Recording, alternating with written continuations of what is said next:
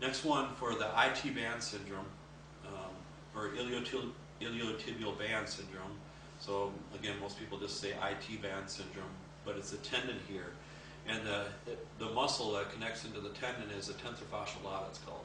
So it's just a small muscle here, and it's like right up in the ASIS, anterior superior iliac spine, right here.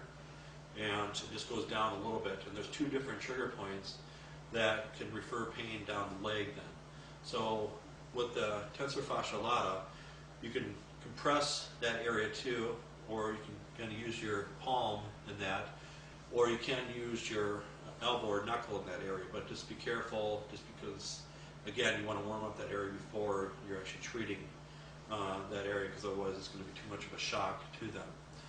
But a great stretch, this is one that works for most everybody to help relieve some of that pressure, is you're just going to bring the leg over here like this, compress the hip, of course, and stretch it out.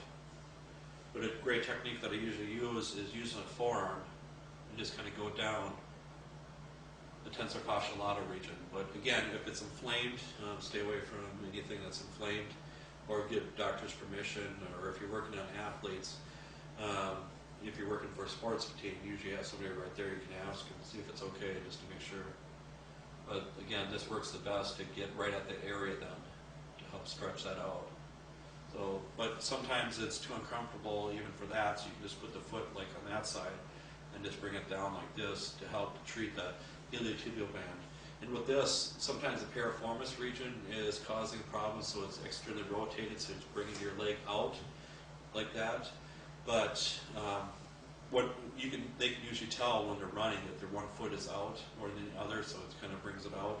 So you know that either the iliotibial band is really tight or the piriformis area is really tight too.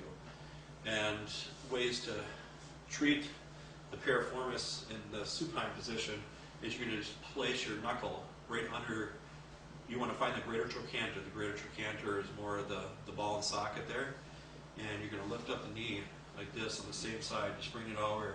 And I'm just going to push my knuckle right in the glute region, so right in the center. And you can just move it back and forth. Just help stretch out that area too. But again, most of the time the muscle is too stretched out like this, so that's why you're going to go this way the mostly, to help stretch out the piriformis muscle.